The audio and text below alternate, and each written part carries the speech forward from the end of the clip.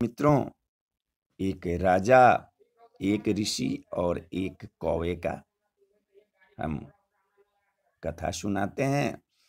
इस कथा को सुनने के लिए आप मेरे चैनल पर अंत तक बने रहिएगा कि एक बहुत ही ज्ञानप्रद एक कहानी है। एक राजा के दरबार में कोई महात्मा पहुंचे। साथ में वो महात्मा जी जो थे, एक पिंजरे में एक कौवा को लाए हुए थे। राजा को ऋषि का आशय नहीं समझ में आ रहा था। उन्होंने पूछा कि मुनिवर, आप तो यहाँ आए, इस कौवा को लेकर आप क्यों चल रहे हैं? ऐसे तो ऋषि मुनि तो तोता पालते हैं, क्योंकि तोता प्रभु का नाम, श्री राम का नाम लेता है। आप इस कौवा को लेके क्या करेंगे? कौवा तो कर्कश बोलता है। कौवा को तो लोग नजदीक में देखना पसंद नहीं करते हैं, फिर आप इस कौवा को लेकर क्यों चल रहे हैं? तो ऋषि बोले कि सभी पक्षियों के अपने अपने गुण होते हैं, पर कौवे में कुछ विशेष ही गुण होता है। वे बराबर सतर्क रहते हैं। कौवा ही एक ऐसा पक्षी है जो किसी भी व्यक्ति को देखकर उसके मन के भाव को और उसके क्रियाकलाप को समझ सकता है। आपके जब राज दरबार में हम आए तो इस कौवा ने आपके एक एक अधिकारी और कर्मचारी के गुण दोष कौवा ने हमको बता दिया। मुझे आश्चर्य है कि आप इतने चाटुकारों और भ्रष्ट आचरण वालों से घिरे रहकर प्रजा के कल्याण का कार्य कैसे कर पाते हैं। ऋषि की बात सुनकर दरबार में हलचल मच गया।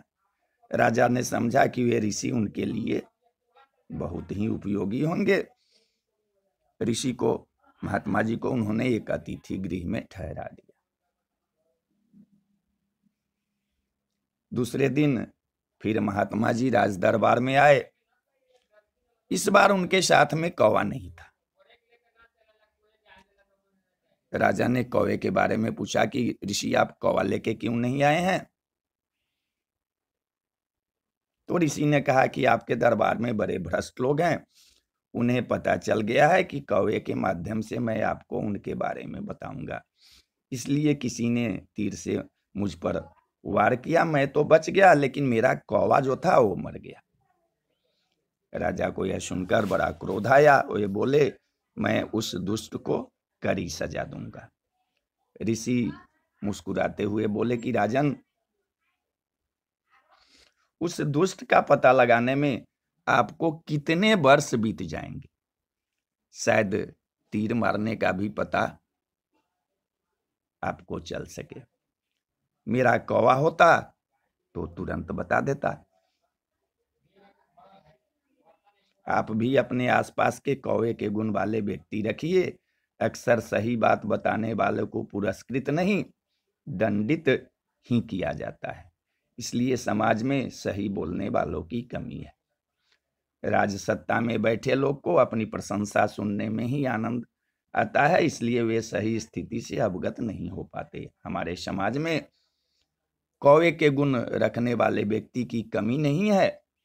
वे खुद सतर्क रहते हैं और दूसरों को भी तत्काल आने वाले खतरों से सावधान करते रहते हैं, पर उनकी सुनता कौन है?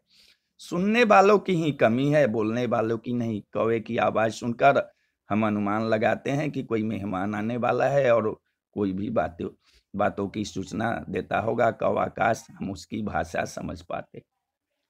कम से कम कौवे की बुद्धि और गुण रखने वालों की पूछ बढ़नी ही चाहिए, पर सच सच बताने वालों की परिणति भी उस साधु कौवे की ही तरह होती है। फिर सच्चाई बताए कौन? सच्चाई किसी से छिपती पर नहीं, पर बोले कौन, सुने कौन? तो बोलिए जय सिया राम, जय जय।